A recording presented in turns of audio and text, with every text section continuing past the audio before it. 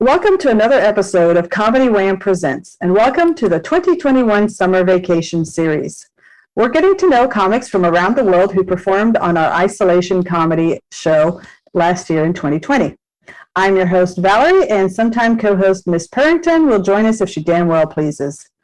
ComedyWham.com is your place to go for features about all Austin comedy, including those passing through or that I just really like to talk to. You can keep up with us on Twitter and Instagram at Comedy Wham or on our Comedy Wham Facebook page or YouTube channel. In addition to podcasts, Comedy Wham brings you articles, album reviews, live shows, and an events page for live shows in Austin and Houston. If you're a comic in those cities and want your show featured on the calendar, go to the events page and click Submit a Show to complete the short survey. Now let's get back to our podcast. Launched in 2016, the Podcast Project brings you funny people and their stories. As a fan, I like to delve into a comic's background and motivations, and we usually take a detour along the way. Consider the interview a way for you to get to know the folks that make the Austin, the world comedy scene, the absolute best. If you like this podcast, please rate and review us. Today, we are headed to Richmond, Virginia by way of LA and originally Virginia. Our guest has two specials, including her debut album or her debut special, Bearded Woman. She is the co-host of the podcast and live show Femmes the Rules, and also there's a season out of a really fun live show and podcast called Important Conversations Over Fruit Chews. She's been on a ton of festivals, including San Francisco Sketch Fest, Women in Comedy Festival, the Portland Queer Comedy Festival, the All Jane Comedy Festival, and Baltimore X Fest. She is one of our favorite comics for our 2020 Isolation Comedy online show. And now, Comedy Wham presents our guest, Mary Jane French. Hi. Hello. Hey, how are you doing today? I'm doing good. It's bright and early in the morning here. Yeah, it's a little later here, and we're having a rainy day with lots of flash flood warnings. Oh no! Yeah. Well, it's a bummer for me because I was planning on mowing my lawn today. Oh no! Another day. Well, Mary Jane, I'm glad you're joining me for our conversation today. I actually have an official icebreaker question for you. Are you ready? Ooh, yes, please. One word to describe your past. Ooh. My past. Let's see. I'm tempted to. Oh.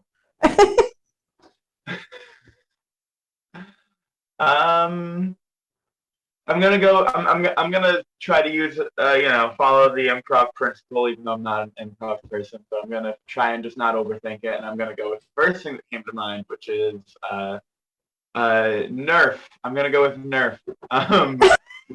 Say I am aware that I've had a pretty soft run of things, which is to say that, I am a lucky, privileged person who grew up with parents who have been supportive, and I've had resources available to me. So, no, actually, now that I think about it, that is a reference to The Office when Craig Robinson's character, Daryl, accuses Steve Carell's Michael of having a Nerf ball life. Yeah. I have not watched The Office, so I didn't get the reference. I feel you. But no, I don't know. As time goes on, I feel like early on in stand-up especially, because I started transitioning like a year into stand-up, and I was very angry and dysphoric at the time, and very I'm still yelly, but now I'm like happy yelly, and then I was like angry yelly. But I now am. I look back. I'm like, I've had a pretty solid. Like I feel like it's important to acknowledge the advantages that I've had. And I definitely have lucked out in the area of like,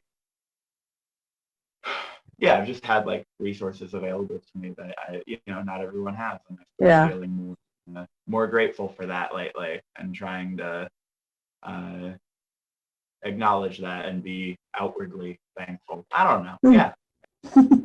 Okay, very good. Well, let's talk about your relationship with comedy growing up, and Okay. whether comedy was a part of your life or it be a funny family, whatever.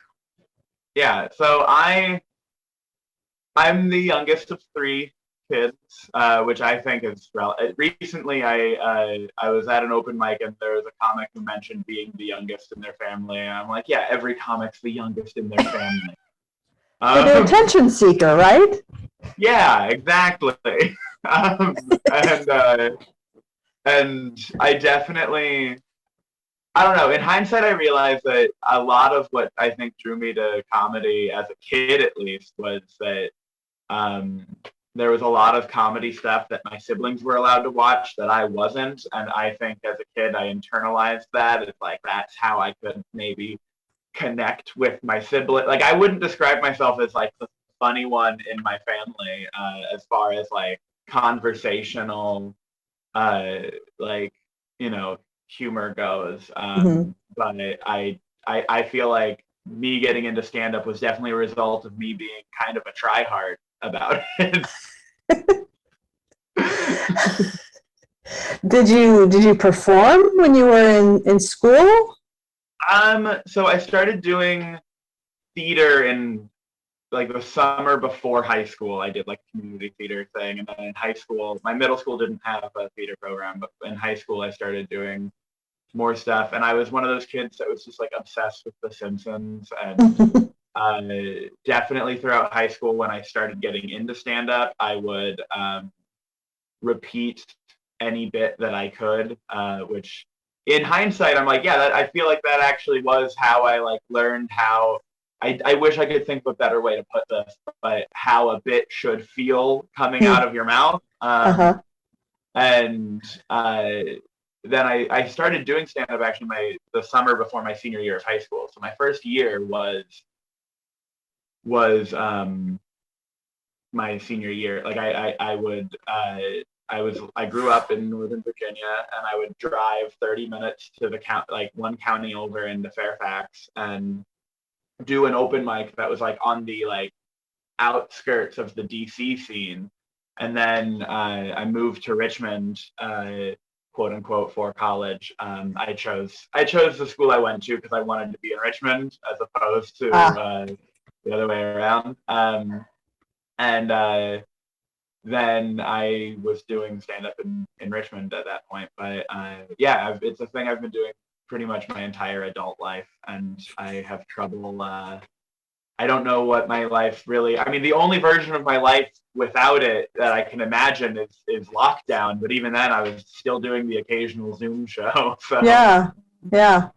Okay, there's a lot for me to unpack there. You mentioned early on that you started transitioning a year into comedy, but you started doing comedy in your senior year of high school. So I realized I did misspeak a little bit. I started transitioning after my second year of comedy. I started transitioning right after my freshman year of college. Okay, all right. Because I mean that period of growing up is so. I mean, just speaking from my own experience, so confusing, and you have no idea what the heck you're doing, and you don't. I didn't know who I was. Oh, well, I still don't know who I am. But there's so much going on, so much intensity going on in that period of time, and layer on top of that for you, layering on a gender identity battle that you're going through. Oh my gosh. Yeah. Oof. That's a lot. And and you mentioned the self-released album specials that I've like put out. And the first one, Bearded Woman, is just like 30 minutes of me screaming about like it's from that period of time. Like both of those I put out largely as kind of like scrapbook diary pieces because they're stand up was definitely a huge part of like, I feel like it's how I learned how to interact with the world around me in a lot of ways. Mm-hmm. And it and so like there's a lot of stuff in both of those from like very specific points in transition, that the primary motivator for recording them, like I felt very self-conscious recording them because I felt like I was being very arrogant, being like 20. How old was I when I recorded the first one? I was like 21, 22. Yeah. And I had been doing stand-up for like 2 or 3 years, and the first one was recorded at a house show that I threw, and it was my first time ever doing a 30-minute set. and I, and it was, but it has a lot of material that I was aware was about to go away, because so the first one was recorded 2 weeks before I started hormone replacement therapy, but I'd been Okay. transitioning for a year at that point. I just hadn't been medically transitioning. Okay. And so, yeah, so Bearded Woman was recorded 2 weeks before I started taking hormones, and then Live at Gallery 5, which is a split I did with a friend, was recorded 2 weeks before I got bottom surgery, and so Okay. they're both like these they're ways of documenting material that I was like, I know this is about to not become relevant to me, Yeah. but this material was like very helpful and instrumental in getting me through a very tough time. So like, I really appreciate whenever people do seek those out and listen to them or watch them. But they are really like personal scrapbooks for me in a lot of ways. Yeah. And they're just bits that helped me a lot. Yeah. Yeah. I'm always the one of the questions that always comes up for me when I talk to somebody who's trans is, do you think that by starting your transition process and kind of owning that, this is what you are, or who you are and what you want to be, helps you with the comedy, or is it that comedy opened you up to say, oh no, I need to accept who I am and move forward in my transition process? I think a little bit of both. I mean, there was a period of time where, so I have not a completely unique, but definitely not necessarily the what media will lead you to believe is everyone's experience as a trans person, which is to say that I if there was ever a point where I was not out, I was actively in denial. Like Hmm. as soon as I accepted that something was going on, I couldn't keep it in anymore. Huh. And so the way that I described my like state of mind and like I was very dissociative growing up as a result of that. In fact, in the couple of years immediately following transitioning, I would suddenly have these memories come up where I'm like, oh shit, I had like candid conversations with myself about my gender in high school. But if you were to ask me about that in my freshman year of college, I would honestly tell you I have no idea what you're talking about. Like Wow. I did some real effective repression, and I definitely think of myself as like this like pressurized canister that like as I got closer and closer to coming out, started having steam pop. Like I'm picturing a cartoon thing, like steam coming out of the seams, bolts shooting across the room, and I I think so I started transitioning about 2 years since I started stand up, but I took some time off because I reached a point where I started being like, I don't know how I want to be introed, and like I don't know what to put down, and so I took like a couple months off before I came out Mm-hmm. because I We're trying to didn't figure it know how out. to reconcile those. Yeah, Yeah. And so I definitely, I feel like comedy helped me cope and get through the early transition process, because that is a lot, that's a period of having to accept a lot of things that you've spent your whole life uh, trying not to accept, and having to reverse some of the programming that you've internalized. And I think comedy definitely helped me process a lot of those feelings. And that being said, I also think that transitioning made me a better comic, which is a weird thing. I feel weird saying that, but I think that, and it is weird, because there are instances of comics, like there are comics that I can think of that they were good comics for over a decade before something happened, but then clearly something happened in their life that was a big event, and then suddenly now they've gone from being just like a really good comic that's been at it for a long time to being they're now talking, so they've built up the skill over all that time to be a great comic, and then they have something that like is really important for them to be talking about, and that just sort of cracked the whole thing open, and then they like skyrocket suddenly. Like I feel like I've seen that a lot. And I'm hesitant to name anyone I'm thinking of, because it sounds like I'm comparing myself to them, which I am. But I'm not saying it's the same thing, because I hadn't been doing comedy for over a decade when this happened. Yeah. And so I suddenly, like, kind of like 2 years-ish into stand-up, and not even like 2 years into stand-up, having started stand-up as an adult, 2 years into stand-up when my first year I was a senior in high school, and that's a different progression. Like people who start comedy when they're like 26 or older, like they have a more accelerated skill pickup with it, I think, because you have more life to draw from, and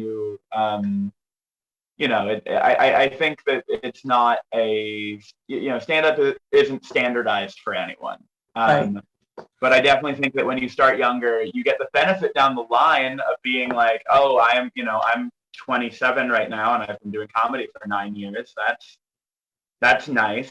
But I think for the first couple years of that, you don't improve as quickly as other people who started at the same time as you, who are older. Yeah. But anywho, the point is, I suddenly went from doing like silly, absurdist bits purely by virtue of the fact that I didn't have life to draw from, really. And then suddenly I had this really important thing to talk about.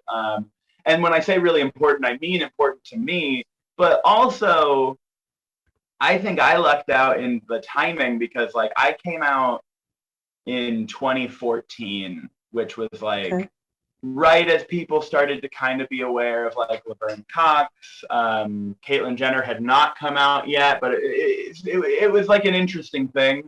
And so I got a lot of attention for it. And granted, it's better now. I so deeply prefer now, where I can go on stage and mention being trans without a super long explanation, and then just start talking about other things, and people are on board. Because for years I had to be like, I am transgender. Let me explain what that is to you, because otherwise you're going to keep looking at me cockeyed, and I can't talk about anything else. Yeah. Whereas now I have like a quick bit to explain, like, that's what's going on, in case you're confused. Because when I started transitioning, there were bits that used to that I would use as opening bits, because they always worked, and they stopped working because people would just sort of be like looking at me sideways, being like, is this a character? What's going on here? And so I still haven't shaken the habit of I have one bit that I do where I can go like 5 minutes without mentioning it up front, and I'll do that sometimes. But I only started doing that like in like 2019, like or even no, early 2020, like right before things. I wrote that like right before things shut down. I think actually, and it was just a tough habit to break because I was so used. You want every set to go well, and so it's hard not to just be like, well, I have like 4 or 5 bits at this point that are just like quick. Some of them are one-liners, some of them are just like 30 seconds long, but like just like quick things where I can be like, okay, let's address this, and then I can move on to whatever. Although now most of my act is identity related, so there's that. Yeah, yeah. You said you started in Northern Virginia. I'm terrible at geography. Is that the DC area? Yes, it's Okay. it's what a lot of people refer to as the DMV. So it's DC, Maryland, Virginia. Okay. And yeah, so I grew up about like 30 minutes outside DC. Okay. So from my impression, because I've had trips out there where I looked to see what the open mic situation was. I mean, it seems like you had a fair amount of choice for performing. You might be traveling, I guess it's kind of like LA. So you're maybe traveling quite a bit from one to the other, but fair amount of stage time available for a new comic. Yeah, so and again, this might be a little bit of a stretch. I like to make everything about being trans, but growing up, I was very I'm gonna this might not be the perfect term for it, but I'm gonna say self-sheltered, like a self-administered sheltered kid. Okay. Which is to say that so my first year, I just went to one open mic. It was the one that I knew. I was comfortable with it.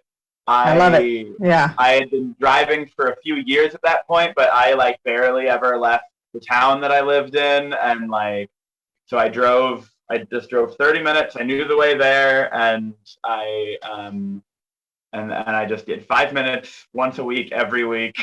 And that was my first year, was just like being like, hey, that's Tuesdays. I wasn't super comfortable going into DC on my own and navigating like the metro and stuff. Yeah. At that point, I think there are some people who grow up at a rate where they want to be like, okay, I'm claiming some independence. I can handle that. And I was very like, well, I don't know about that yet. Like it took me a little while to get to that. I don't know if it's maturity or just confidence. Yeah. I definitely, I was definitely a late bloomer in that respect. Yeah. Well, what I was expecting, because this happens so often, is you have that first experience at an open mic, you get addicted to it, and so you just can't stop. But and I was anticipating that the contrast would be then moving to Richmond, which I don't know that it has a big comedy scene, that you're going from all this choice and opportunity and stage time in the DC area to an area that doesn't have as much, would have been a contrast. But it probably sounds like you leveled out, because you're consistently going 5 minutes a week at this one place, and then Richmond is probably where you could do similar, maybe 2, maybe 3. Yeah, so Richmond, I mean, it depends when you're talking about. So I'm back in Richmond now as of June, but I spent 5 years in Richmond before. So I lived in Richmond from 2013 to 2018. I moved to LA, and then in August 2018, I left LA in December of 2020. Spent 6 months in Northern Virginia, collecting myself, getting a job that I could transfer down to Richmond and all that, and then moved down to Richmond. So it depends when you're talking about, because the scene has ebbed and flowed over the years, but I mean, so yeah, going from doing like one mic, when I first started doing stand-up in Richmond, I found one mic that was kind of near where I was living on campus at the time, and that I could walk to, and then eventually people were like, you should really come to the other mics. And I was like, oh yeah. And so then, and you know, you could get up like 4 or 5 times a week if you were depending on, again, it depends on when, but there were generally, but whereas now actually there's starting to be a lot more. Like I just started hosting a mic in Richmond that is also a monthly show. But you know, this past week, I've managed to do like 5 sets in 3 days, which was Wow. not something you could do before. But there's now nights where you can hit, you know, more than one mic a night, which is great. And since it's a pretty small scene right now, and which means you can pretty quickly get to know the people in it, and you can message people and say, hey, I'm coming from the other mic, can you put me on the list later? Like it's not you know, when I was in LA, I there were like a handful of mics I liked to do, and at that point what was nice about moving to LA after having done comedy for like 6 years at that point, I was able to I was at a point where I was like, I feel pretty confident. I've done a good amount of festivals at this point. There's mics that I want to do. There's mics that I am just simply not interested in, but I know like I didn't go to the mics at the clubs because I was like, I don't care if the Improv wants to put me up. And I know that, you know, anyone who does buy into the club system will go, oh, you're just scared of failing or whatever. But I truly, I'm way more interested in DIY indie stuff. And I gave some of the club mics a shot because I felt like I had to do some due diligence, but it just stopped being worth you know, having to jump through the hoops for it. Yeah. And so yeah, I'm not fucking with that. And like I definitely I'm someone who likes to do like a handful of mics a week or a handful of sets a week. I'll do less mics if I'm booked. And I just like to keep, you know, like this past week, I haven't really performed in front of people much. I've just started performing again since the pandemic started, and so part of me trying to like go as hard as I did was me just being like, I just gotta dust some cobwebs off. I've got some bits that are actually like older bits, but I like doing them, but I don't have them in my bones anymore. Like they're not muscle memory, so I gotta like really practice them. Yeah. And so anywho, I'm rambling. It's okay. I'll bring you back. Don't worry. What was your impetus for moving to LA? You know, so I wanted to leave Virginia because I had only ever lived in Virginia, and I felt strongly that I think I was trying to prove something to myself, that I could go out and be okay. And I chose LA because I was not, well, when I was planning the move, right before I moved, I suddenly traveled a bunch for comedy festivals. But when I was planning where to move, I was very poorly traveled, and I chose it. I chose it because comedy was kind of like, it was the thing I did, and so I was like, well, if I'm gonna move, I might as well move to one of the like giant comedy scene, like the cities with a giant comedy scene, because I'm not basing it off anything else. Sure.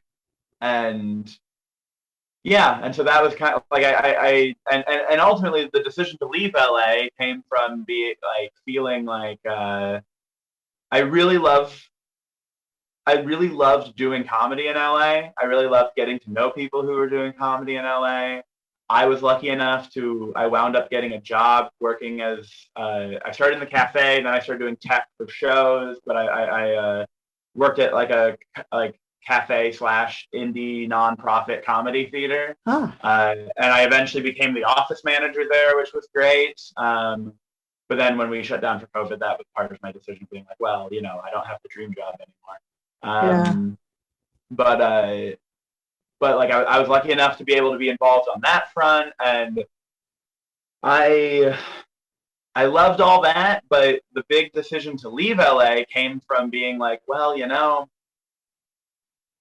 I was living off unemployment with the FAC bump during the pandemic, and it was the first time since getting to LA where I wasn't like scrambling to make being there worth it. Like I wasn't scrambling to, I work enough to make rent, also make sure that I'm like hitting enough, like spend like, I worked so much that all I had time to do outside of work was like open mics or shows, which was fun. I love that. I love that stuff. But when I was able to slow down during lockdown and able to like really think about it, I'm like, when I lived in Richmond, I had like friends who weren't comics. And as much as I love my friends who are comics, I really liked having that like well-rounded network of people.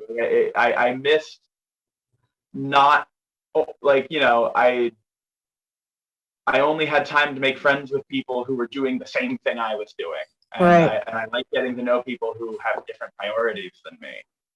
And I wasn't really taking advantage of the fact that you can do, however many mics a night when you're in LA. I don't like running around doing like 3 or 4 sets a night. I really, first off, most of the mics you have to pay for, and I couldn't afford that. And second off, I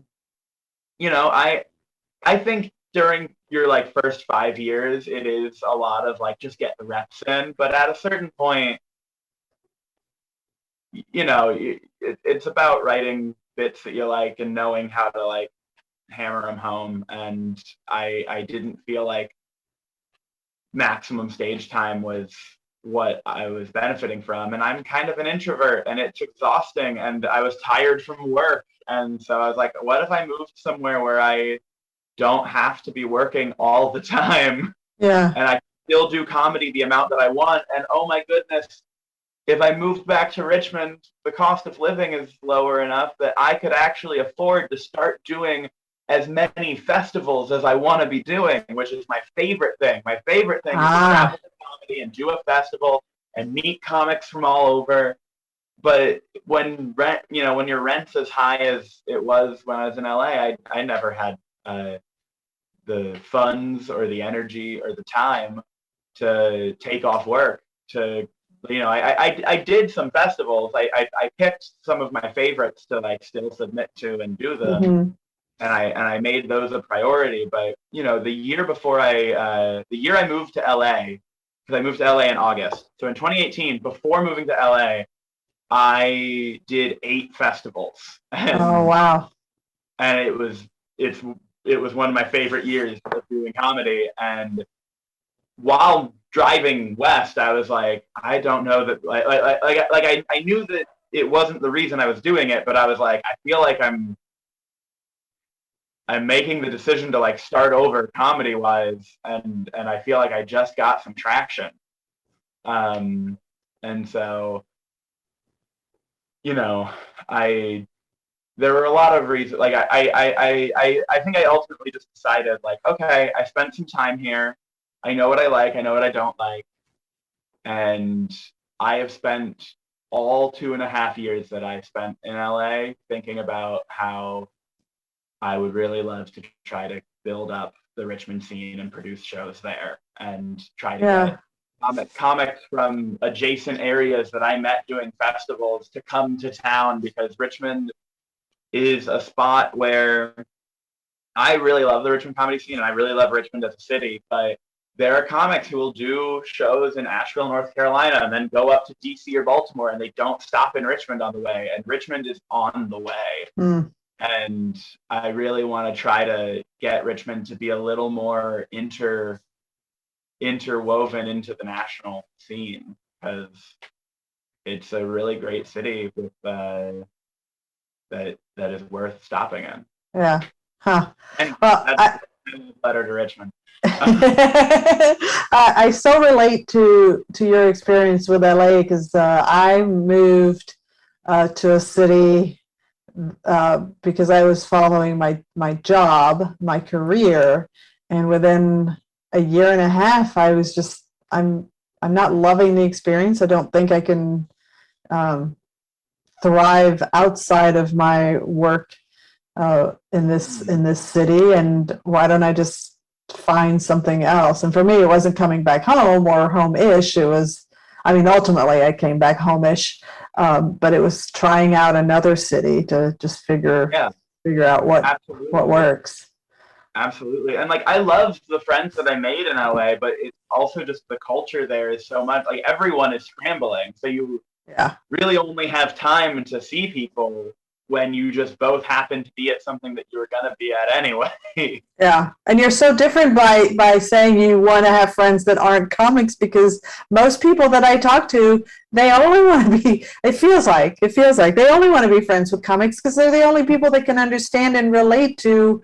The going to 2, 3, 4 mics a night and trying to figure out how do I get booked on this show or that show. Do I pay an admission fee to get onto a festival, or that Mm. it's I mean, the like. answer is you do pay an admission fee to get onto a festival, but Yeah, yeah. it takes a lot of labor to weed through those submissions. But but no, I mean, yeah, I just another factor was just I wanted to I a thing that I kept running into in LA was that if you're doing comedy in LA, especially, and this is going to be me kind of tooting my own horn, but like I I had a lot of luck in LA with getting booked. I wasn't like the busiest comic in town by any means, but as Uh-huh. far as like for the short amount of time that I was there and the shows that I got to wind up on, I was really lucky. And when people, when you're someone who moves to LA and you're doing comedy, people make a lot of assumptions about what your goals in comedy are. And so then you're talking to people who are just telling you how to get noticed by X, Y, or Z entity that I couldn't give less of a fuck about. But when you're in that environment all the time, it's hard not to internalize that, like, if you're doing this thing that you love, you better be trying to make a living off of it. And the reality is, I'm just not. I really think that poisons it for me. And I'm not telling other people they shouldn't be doing that. Yeah. But I am way more interested in having my motivation for all of this be a weird compulsion and a labor of love, as opposed to the very normal compulsion of I gotta eat. Like I'm so much more interested in doing this for other reasons than trying to get Netflix to give me something. Yeah, yeah. I mean, you've reached a level of wisdom that takes some people many, many, many years. So it's good to figure that out in your 20s. I immensely respect that. Thank you. I always feel very pretentious spouting off about it, so I appreciate the positive feedback. I mean, just imagine the amount of wasted time chasing after something that in your heart of hearts you realize eventually realize that that's not what I wanted after all, and to know in yourself that it's not at an early age, and just go after the thing that you do actually in your heart of Yeah, hearts. absolutely. And I know what my goal is right now. My goal is to start performing regularly again. When I think it's safe, I want to start going to other cities nearby. I want to dust off my cobwebs. I want to record an album that it will be, in my opinion, my first, like, I want to record an album as Uh-huh. opposed to I want to document something album. Um, and I'll try and get some comedy label's attention to try to put it out. But if I can't, I've put two things out on my own already. Like Right. I'm very confident. Like that's one of the reasons why I'm like, yeah, I don't want, like, I shot a special when I was 22, just, or no, when I was 21. I just getting some friends together and setting up some cameras in my fucking house. And, I look at that special now and go, ooh, I was green. But that being said, I don't think it turned out poorly. Like, and like, and also if you record something and you don't look at it a year and a half later and think, oh God, that's so long ago and I've grown so much, then, what are you doing? Yeah, exactly. And so, yeah, I just, I feel much more attached to the DIY end of things. Yeah. And trying to, just make things happen on my own, because I have a less than great relationship with trying to seek approval. It never makes me feel good about myself. So Mm-hmm. I would rather just try to do something on my own, because I don't have to go through that fucking gauntlet of trying to make someone else tell me it's okay. Yeah. That's a really unpleasant feeling for me, and I would rather skip it. Wise beyond your years, Mary Jane. You are wise beyond your years.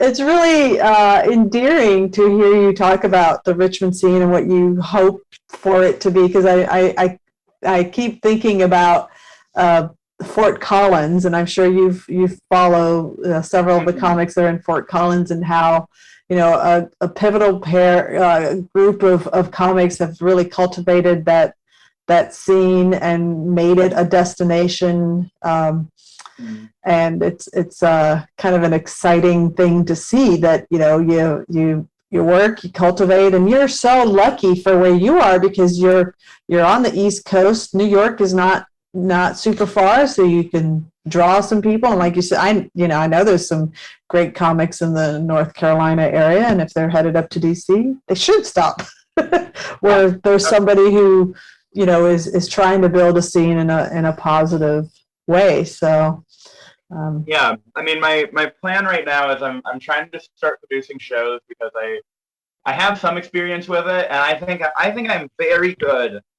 at putting a show together and making a show that any comedy fan would want to go to. I have so much to learn in the area of marketing. Yeah.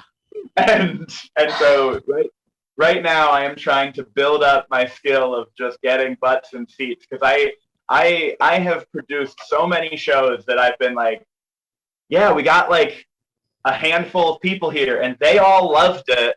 And if I could just get more people, it would only be better. And so that's the skill that I'm trying to build right now. And my 5-year goal is to do a comedy festival in Richmond. And my 10-year goal is to try to do a venue. But that's what I'm hoping for, especially after having worked at the theater in LA and realizing that I really enjoy the administrative end of that work. My God. Yeah. Turns out I love a spreadsheet. And so if I can take the work that I tolerate doing for money and turn it into something that results in having the comedy scene that I want, that would be the dream. I just have to get better at marketing. That's the big barrier. I just need to. Here's the thing that I've actually learned, and I would love to pick your brain as well. I recently hit up a friend of mine who's a producer in Portland to be like, okay, I know you get butts and seats. Tell me what you do, and I would love to pick your brain about that as well. Yeah. I'm trying to just figure out anyone who's a producer not in LA or New York, because I think it's just a completely different beast if you're in one of those cities. Yeah.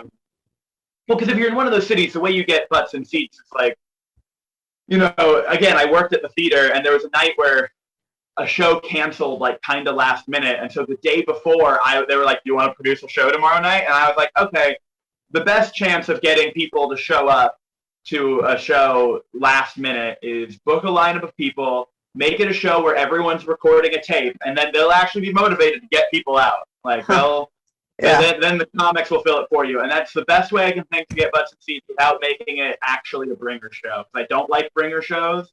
Yeah. But if I can just go, hey, every comic in LA wants a new tape, so I will tape this show, and you will get a new tape. We're doing this last minute. I'm promoting, but like I need everyone on the lineup to also try and get folks out. And also, since everyone's a performer, everyone can sympathetically go, okay, yeah, I'll come to your show last minute so that you can get a decent tape. Like, but the thing is that, and I did that show like 2 or 3 times, and the first 2 times, I got like a decent turnout. Like, you know, we set the camera so you couldn't see the audience, and the audience laughed loud enough that the tapes were good. But the 3rd time we did it, I wound up getting a Facebook message from a comic who was who's like a national headliner, who was looking to just like try out some new stuff and just wanted to do a drop-in. And I was like, yeah, do you mind if I promote that you're going to be on this? And she was like, sure. And, you know, Maria Bamford will fucking fill seats. Like, and so like if you're in New York or LA, you just have to like try and get someone who's a headliner to do 10 minutes on your show, and then you can fill it up. But trying to get people to come to local or regional comedy outside of those markets, I'm trying to figure out, like, because the big barrier that I've realized is that the marketing strategies that work on me don't fucking work on other people. I will go to a free show.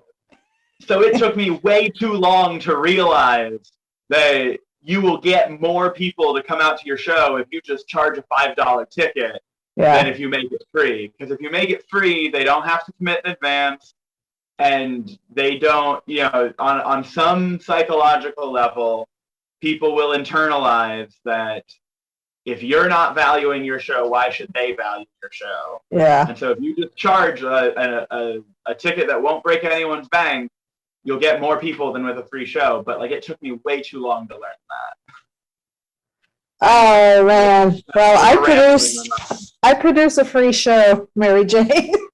Okay. But you know what I do? I hustle hard for tips. My comics are, and the venue pays pays an amount that they each of my comics gets paid a good amount, and then I hustle really, really hard for tips. And usually my comics walk away with twice what, you know, they were originally booked for. That's fucking awesome. And and I know that nothing is a hard and fast rule with anything.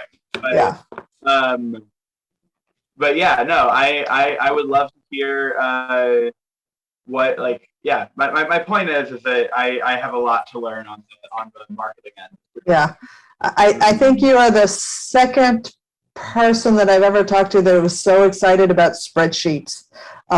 So this is a monumental event, personal event for me, because Comedy Wham has had over 200 interviews, and you were only my second person who just professed their love of spreadsheets. I love them. I love they're amazing. Formulas in them. I love using them to track who's come before, who's the first timer, who, you know, what the ticket split that we're doing is, and oh yes. It's the easiest way for me to keep track of shit that I cannot keep in my head. Right, exactly. Oh goodness. Well, let's talk about your podcast, because we've talked about so much. Let's talk about the Femmes the Rules, and you were telling me before we started recording about the important conversations over fruit chews. Yeah. So Femmes the Rules is a show that I started with Sammy Mowry in LA, and now that we are no longer in the same city, Sammy is gonna keep doing the show in LA. Actually, we just got an email yesterday about a venue offering a time slot for it, so that's exciting that the LA LA chapter. The original chapter is gonna probably hopefully start up again in the next few months, and then fingers crossed. I mean, I'm not super involved in that. I just forwarded the email along, but I'm in the process of trying to find a venue in Richmond to start doing the show here because. So the premise of the show is so it's called Them's the Rules, the show where men get interrupted, and it's 100% based on.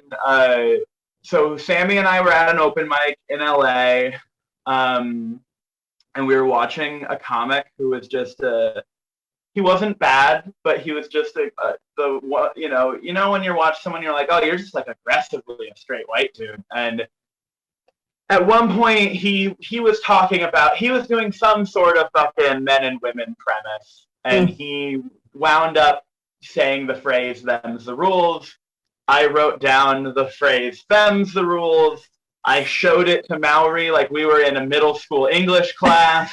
And they drew an arrow to it and said title of show. And then like a week later, I was pitching like, okay, but what would that show be? And what we landed on is that we book 3 comics who are not men is really the operative.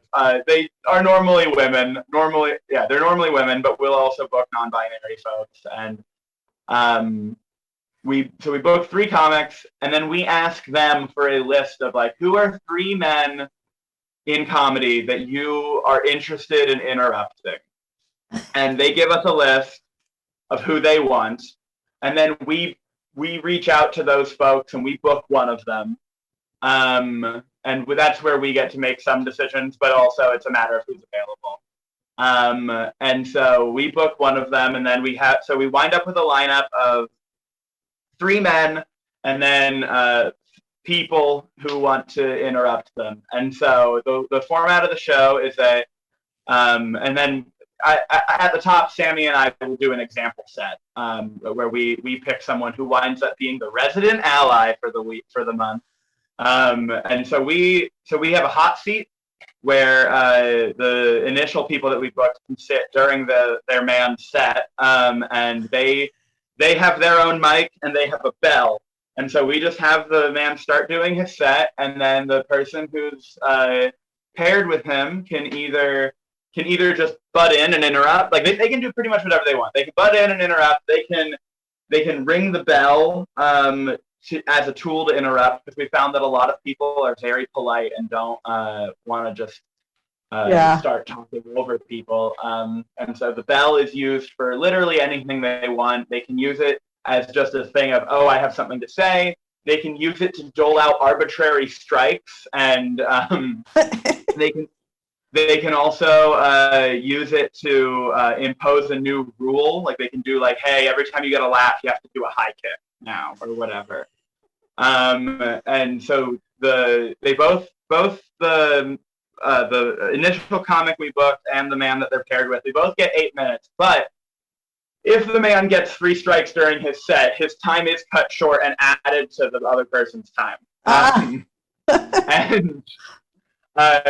then after the man's set, they switch spots, and the man has to just sort of sit there quietly and watch the set.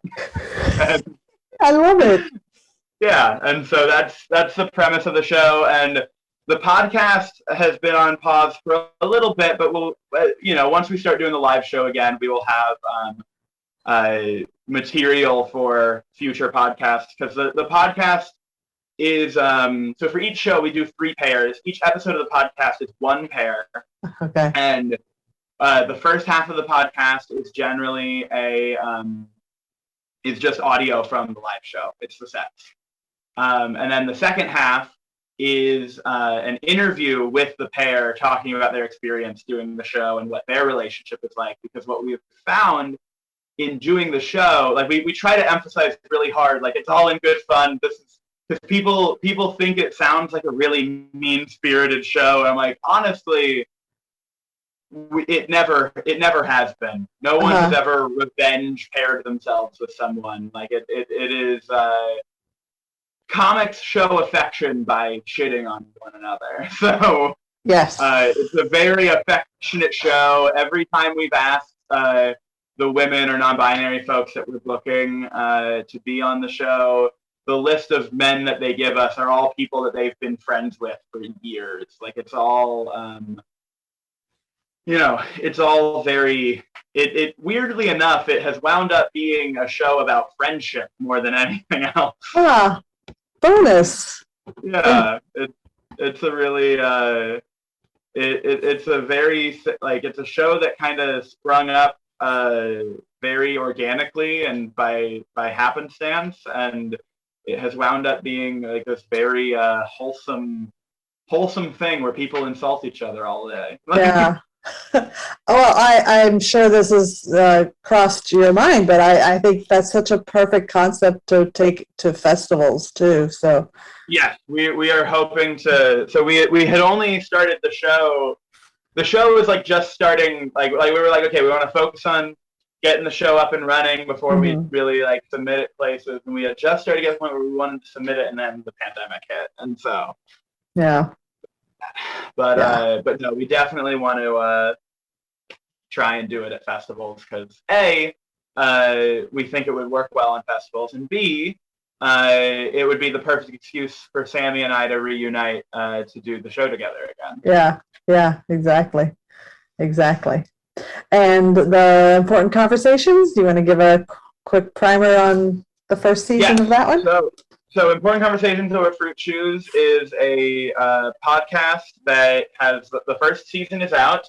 The way that got made was that I had a friend. So Chris Hatsumi is a wonderful human being who is one of the producers for the Ha Ha Harvest Comedy Festival in Portland.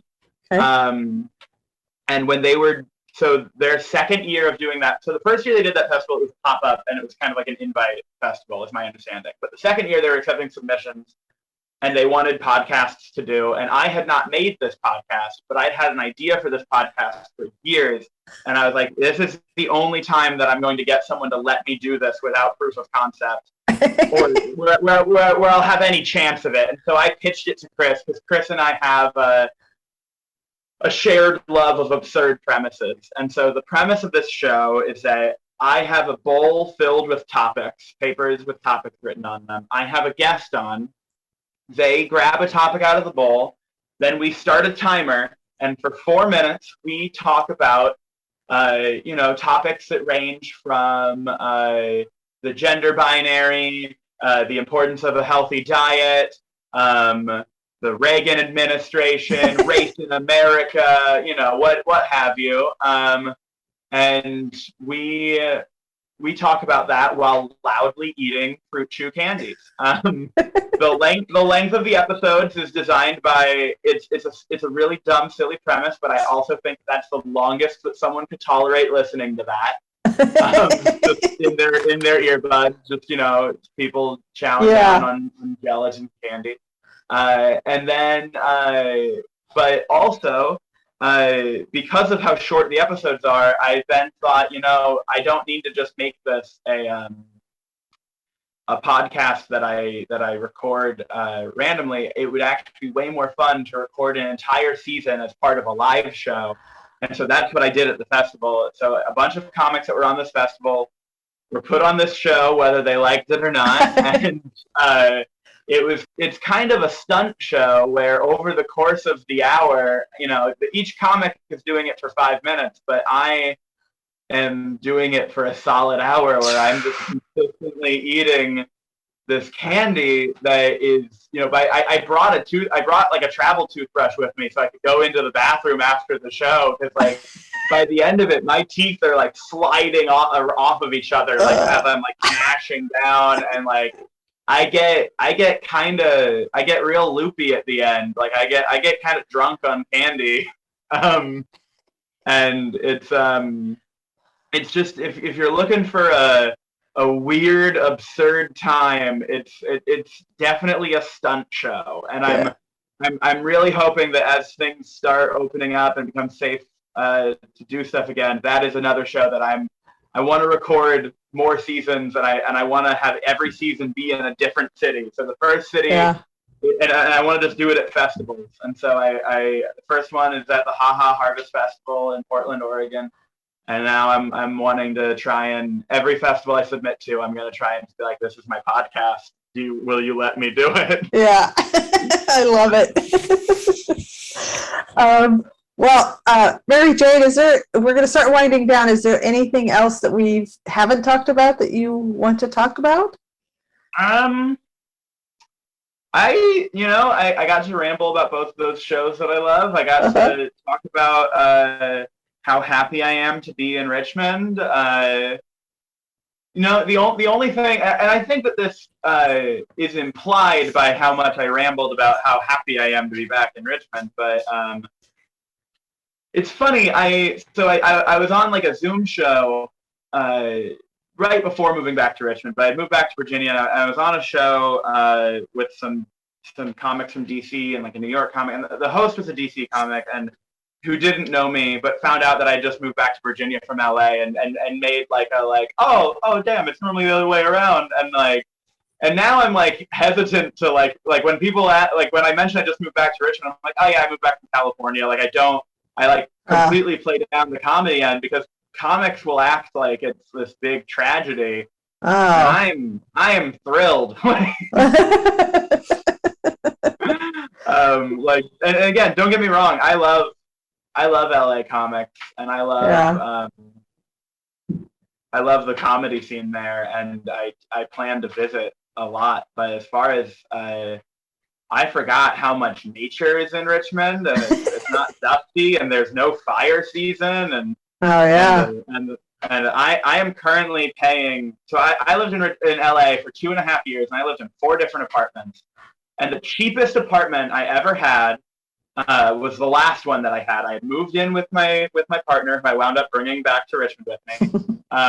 He hated LA, but we now live in a house that we managed to buy after 6 months of living in my parents' basement.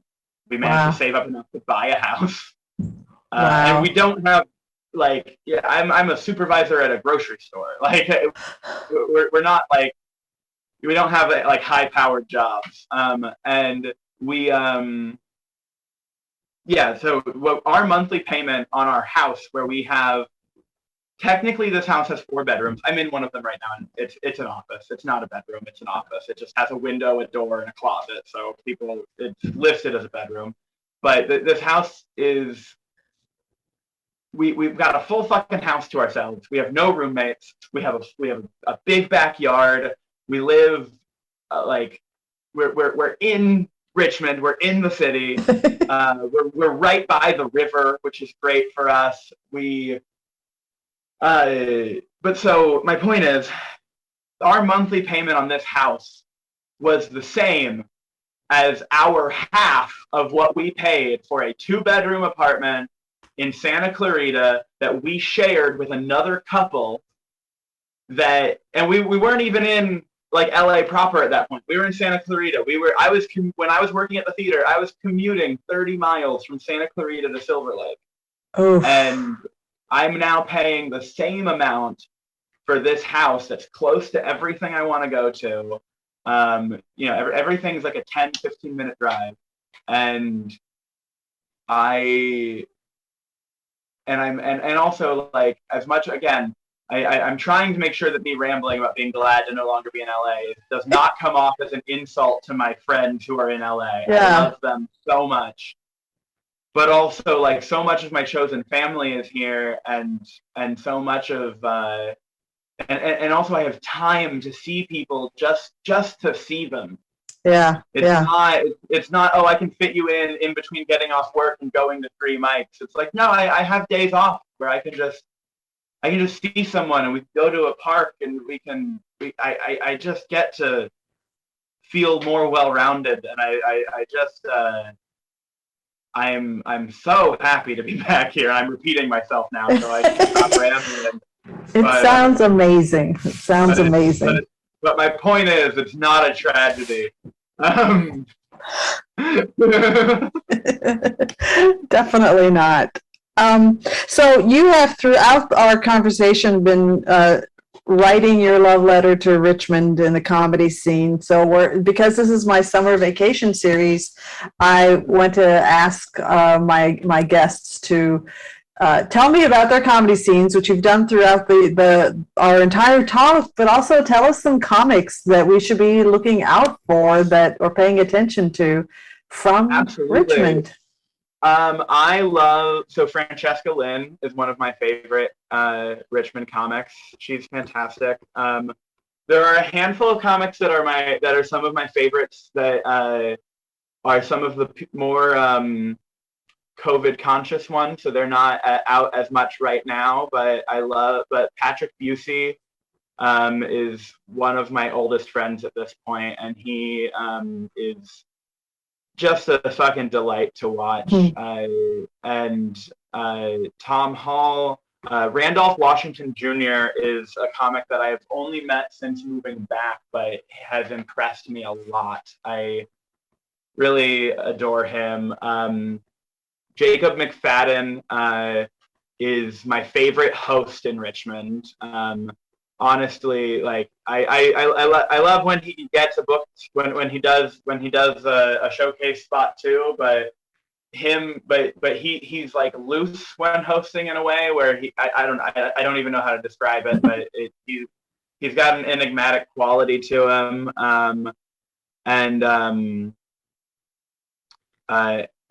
Amber Hendricks is also someone that I love, and and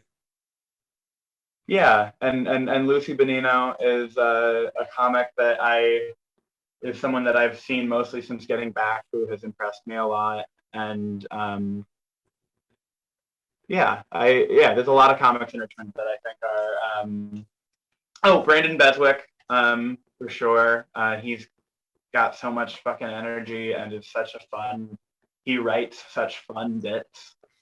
I could keep going, and I'm sure that if any Richmond comics listen to this, there's someone that I've missed who, Tyler Bowers and Monty Giles are both people that I have only met since getting here, who have been they're both they fall into the one thing that I love about Richmond comedy that might not be everyone's favorite thing. Richmond comedy is definitely a little less so now than when I was in it before, but there's a lot of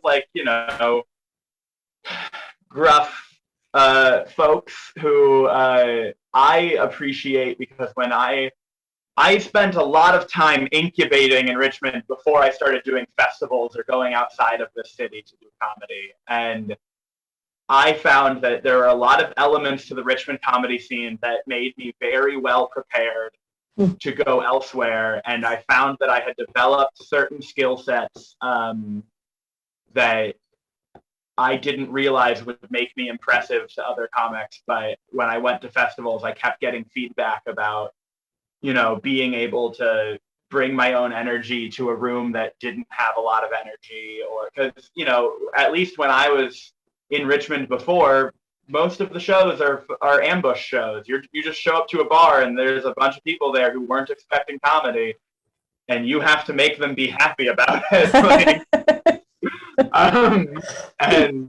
And they'll talk over you if you're not interesting. So you just have to learn to yell and be interesting on top of that. You have to get their attention and then hold it.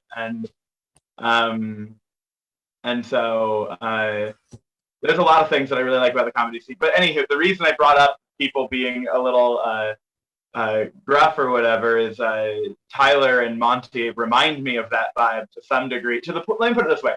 I did their mic the other night. And I think Tyler and Monty are both sweethearts. But when I went up, they had like a very raucous room with some bros in the back, and it was a fun room. But when I went up, I was like, oh yeah, I don't want to ruin Monty's reputation. But before he brought me up, he did ask what my pronouns were. That sort of vibe, where someone who will ask me my pronouns to make sure that he gets them right. but also I know that he'll be embarrassed if I tell anyone that he did that. Persona. But they've both been very fun to be around, and I think that they're both people who clearly have similar goals as me of wanting to try to build the scene up. And they've been fun to watch. That's wonderful. Awesome. Yeah. Well, we are going to close out with your final question for the day. Okie doke. One word to describe your future. Oh, one word to describe my future. Got my past, and that was Nerf. My future. I'm going to go with just excited. I'm excited. I'm very excited to move forward and try to. I feel like,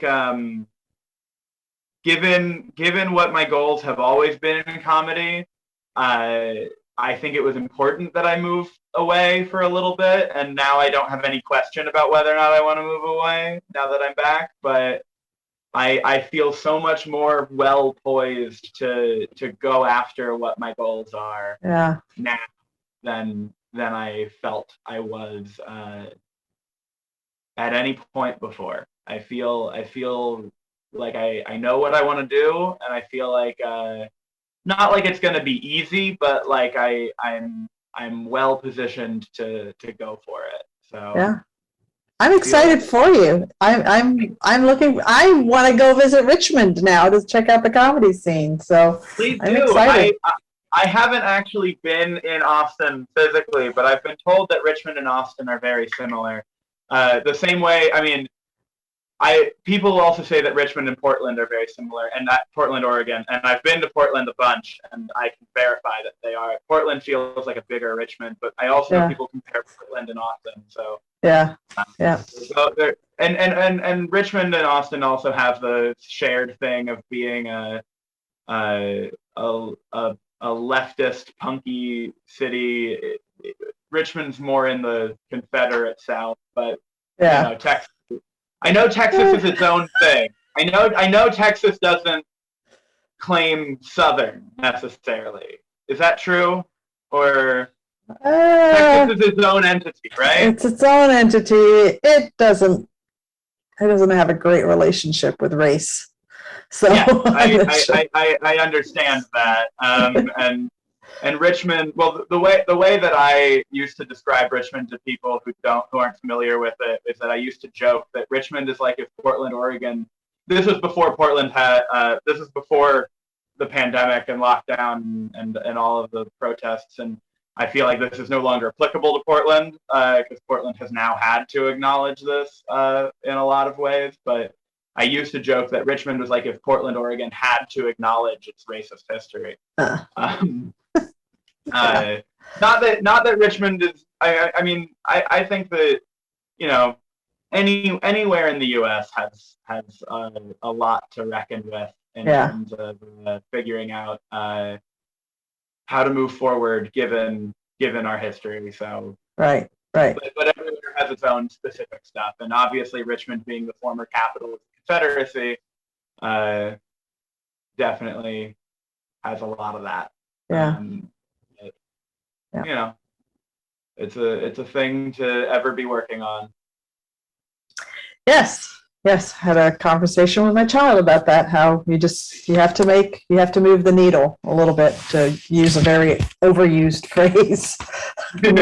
make progress. Mm-hmm. All right. Well, that is a wrap on Comedy Wham presents Mary Jane French. Tell us where we can find you on social media and let us know about your upcoming shows and projects. Yes, on social media, you can find me on Instagram at Mary Jane French. You can also find any shows that I'm producing on Instagram at Traverse Comedy. That's the production handle that my partner and I are using for our stuff, and that's where we are posting anything that we're producing. It's where we've promoted all of our online stuff during lockdown, and it's where we're now promoting all the live stuff that we're doing in Richmond. And as far as projects go, for right now, I'm just focusing on getting back in the game and trying to produce a few shows. I do have if anyone in or around Richmond is listening to this, I do have a show at Bottoms Up Pizza in Shockoe Bottom on Monday, August 30th at 7 p.m.